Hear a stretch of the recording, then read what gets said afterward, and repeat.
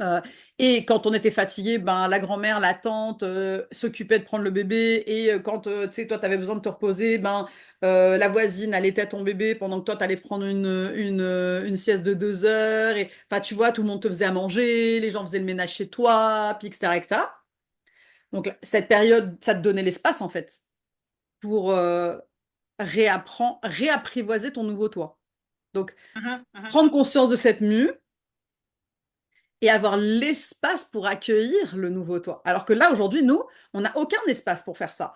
Ouais, On est souvent deux ou seul, peu d'implication de l'entourage. Je ne sais pas si toi, tu vis ça dans les gens que tu accompagnes, mais ce clash de retour à la réalité, entre guillemets, après ton ouais. congé parental, et où finalement, tu n'es plus la même personne, mais tout le monde s'attend à ce que ce soit la personne d'avant qui revienne et que tes priorités ont changé d'endroit ou tes passions ont changé de place ou tu sais.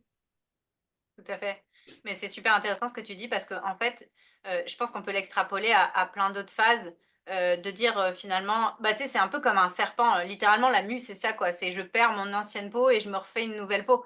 Sauf que bah comme pour la mue d'un serpent, fatalement, ça prend pas 2 minutes. Et encore une fois, ça se vit. Fait que tu peux pas dire ah ben non non, je suis pas là, je le vois pas. J'ai une peau qui s'en va. Non, non, c'est physique, c'est là, ça se passe. Mais encore une fois, bah, on revient, on retombe sur le sujet de la suppression des émotions. Parce que ce que je pense que pour moi, qui est le plus important dans cette chose-là et qui fait complètement un lien avec ce que tu dis, c'est qu'il y a une complexité émotionnelle qui est reliée à cette phase-là, comme à beaucoup d'autres phases. Mais là, en l'occurrence, tu vois, le truc de dire d'avoir une attente, la société a comme une attente sur une émotion en particulier. Et en réalité, c'est pas ça qui se passe. Et c'est vrai que moi, je fais beaucoup, beaucoup de travail émotionnel avec mes clients aussi.